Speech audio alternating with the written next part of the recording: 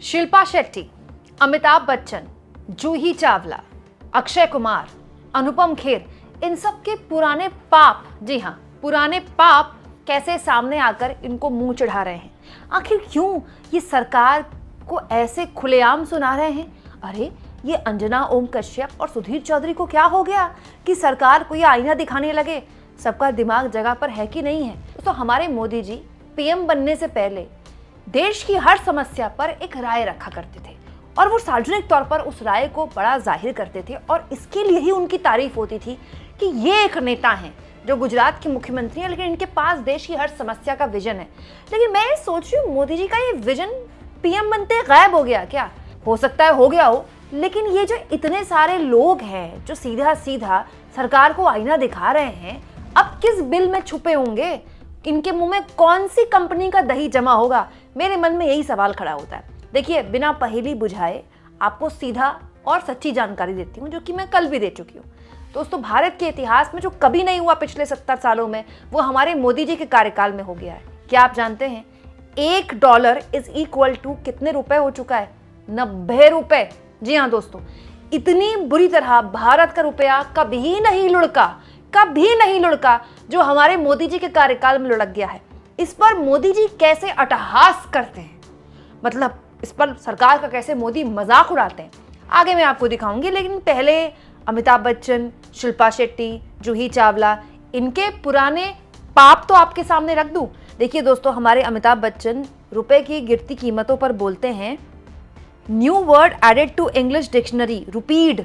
अंग्रेजी डिक्शनरी में एक नया वर्ड ऐड हो गया है, रुपीड। वर्ब मीनिंग मूव डाउनवर्ड, मतलब इसका मतलब कि जो चीज जो है वो नीचे को जा रही है। गिरते रुपए पर बोल रहे हैं अमिताभ बच्चन। और जूही चावला के तो खैर क्या ही कहने, 90 के दशक की इतनी बड़ी अभिनेत्री हैं जूही चावला, बड़ी सुंदर, बड़ी बबली इनका कैरेक्टर रहा है। ये कहती हैं, थैंक गॉड अपुन के अंडरवेयर का नाम डॉलर है, रुपी होता तो बार बार गिरता रहता। वाह। फिर जूही चावला एक और ज्ञान देती हैं, कहती हैं, the only way to rupee can save itself by trying a rakhi to dollar and saying मेरी रक्षा करना। रुपए को बचाने का एक ही तरीका है कि रुपया जो है वो डॉलर को राखी बांध दे और कह दे मेरी रक्षा करना, हैप्पी रक्षाबंधन। अरे आपको क्या लगा शिल्पा शेट्टी को भूल गई क्या मैं? नहीं, शिल्पा शेट्टी को कैसे भूल सकती हूँ। वो कहती हैं, फनी पीस आई रीड, एक बहुत ही फनी चीज जो मैंने पढ़ी, dollar on an accelerator, dollar जो है वो एक्सीलेटर पर है, रुपया जो है वेंटिलेटर पर है, नेशन इन आईसीयू, देश जो है वो आईसीयू में है, और हम जो हैं वो कोमा में हैं, और जो प्याज जो है वो शोरूम में है। प्याज के दाम बहुत बड़े थे उन दिनों। गॉड ब्लेस इंडिया, भगवान भारत की रक्षा करना। बस फर्क यह है दोस्तों कि इन सब की डेट मैं आपको याद दिला देती हूँ। शिल्पा शेट्टी को गिरते रुपए की कीमत परेशान करती थी साल 2013 में, अमिताभ बच्चन को साल 2013 में, जूही चावला को भी साल 2013 में, और विवेक अग्निहोत्री और अनुपम खेर के बारे में तो क्या ही कहें, तो खुलेआम अब भी सरकार के लिए बैटिंग करते हैं। अब मैं सोच रही हूँ दोस्तों, साल 2013 में रुपया जो था $1 इज इक्वल टू 63 रुपीज़ के आसपास था, 63 के आसपास।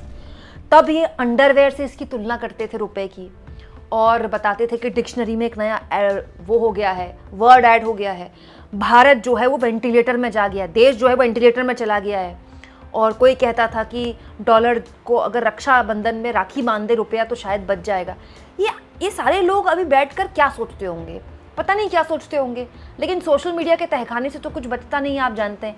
इसीलिए अब इनके पुराने ट्वीट्स इनको लोग याद दिला रहे टैग कर करके सोशल मीडिया में, कि अब नहीं इनको दिखता जब रुपया 90 रुपए से भी ज़्यादा गिर चुका है। कितने शर्म की बात है दोस्तों। और दोस्तों, उससे भी ज़्यादा शर्म की बात है उन हुक्मरानों के लिए जो भाषण तो बहुत गजब का देते हैं, लेकिन करने के टाइम पे कैसी कैसी चीज़ें करते हैं। हमारे मोदी जी जब गुजरात के सीएम हुआ करते थे, तब वो गिरते रुपए पर डॉक्टर मनमोहन सिंह पर ऐसे कटाक्ष किया करते थे कि अब तो कंपटीशन चल रहा है कि भारत सरकार की साख नीचे ज़्यादा गिरेगी या रुपया ज़्यादा नीचे गिरेगा। सुनिए। अब आज देखिए आप, रुपये की कीमत जिस तेजी से गिर रही है, और कभी कभी तो लगता है कि दिल्ली सरकार और रुपये के बीच में कंपटीशन चल रहा है।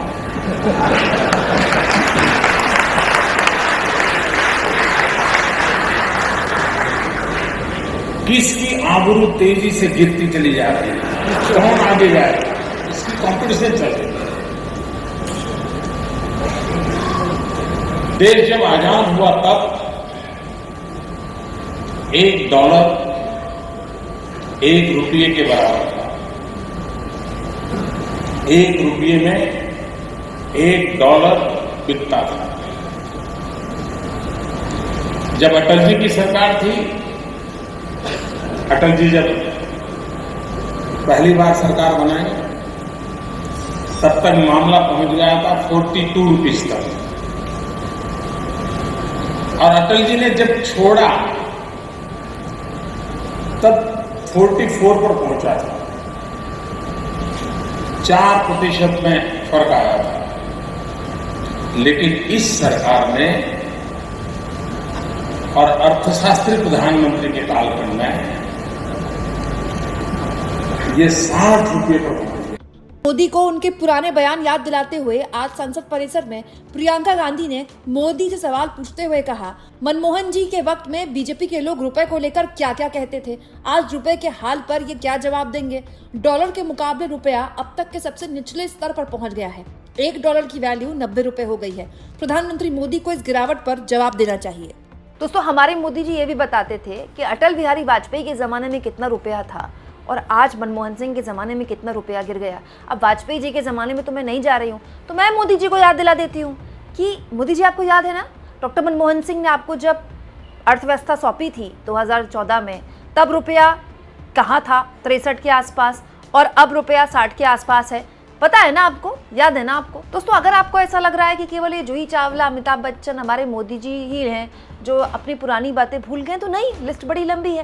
दोस्तों देखिए, अंजना ओम कश्यप गिरते रुपए को लेकर कितना परेशान हुआ करती थी, कितने लंबे लंबे ट्वीट किया करती थी और बाकायदा प्राइम मिनिस्टर को सुनाया करती थी, the record breaking trend of a free falling rupee, one of the biggest blot on an economist prime minister.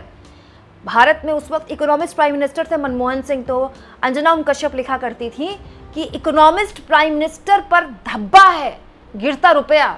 बताइए दोस्तों, अगर 2013 में ये धब्बा था, तो अब क्या Anjana Om Kashyap mister prime minister करके कोई ट्वीट करेंगी और बताएंगी मोदी जी को कि एक धब्बा जो नया वाला लगा है और बड़ा वाला, कि किसके सर मढ़ा जाएगा। कहानी अभी खत्म नहीं हुई है दोस्तों। सुधीर चौधरी का ये लंबा चौड़ा ट्वीट भी देख लीजिए। सुधीर चौधरी भी बहुत ज्ञान दिया करते थे गिरते रुपए पर, बहुत परेशान हुआ करते थे। 1 2 3 4 5 6 बाप रे, कितने सारे ट्वीट्स किया करते थे, मजाक उड़ाया करते थे उस वक्त की सरकार का। अब सुधीर चौधरी और अंजना ओम कश्यप के बारे में क्या ही बोले, बस ये समझ लीजिए कि तब ये जो किया करते थे, अब जो इनको मिला है उसके लिए किया करते थे।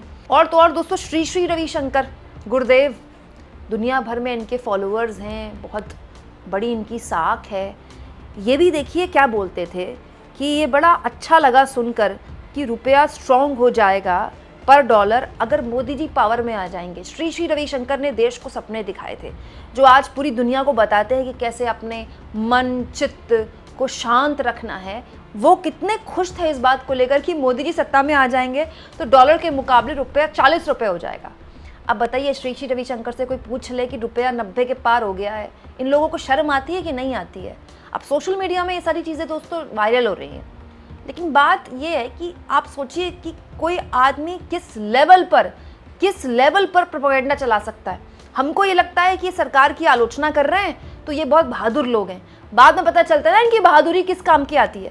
आनंद महिंद्रा, दोस्तों महिंद्रा एंड महिंद्रा ग्रुप के मालिक हैं आनंद महिंद्रा, आप जानते होंगे, इनकी गाड़ियाँ देश भर में चलती हैं।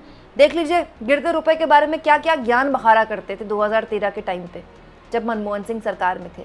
अब है किसी उद्योगपति की इतनी हिम्मत, है किसी की हैसियत कि वो सीधा सीधा सरकार का नाम लेकर या पीएम मोदी का नाम लेकर रुपए को लेकर सरकार की आलोचना कर दे।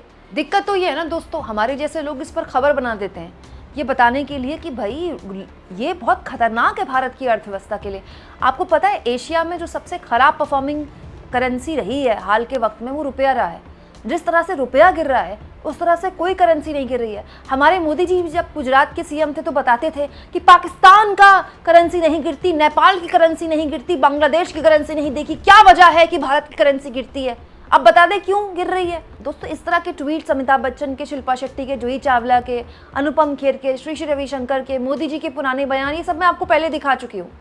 आप कहेंगे मैं दोबारा रिपीट क्यों कर रही हूँ? मैं इसलिए रिपीट कर रही हूँ ताकि आपको याद रहे, आपको पता रहे कि आपके आसपास ऐसे लोग जो सरकार से सवाल पूछने के नाम पर नाटक कर रहे थे, आज कैसे मुंह में दही जमा कर बैठे हैं और ऐसे लोगों को हम अपना आइडल मानते हैं। आपको क्या लगता है दोस्तों, इन लोगों के अंतरात्मा जागेगी अब? जो डॉलर और रुपए को लेकर इतना टेसुए बहाया करते थे, घड़ियाली आंसू बहाया करते थे, इनकी आंखों का पानी सूख गया है क्या अब? कमेंट बॉक्स में ज़रूर लिखें और जितना हो सके दोस्तों चैनल को शेयर भी करें और सब्सक्राइब भी।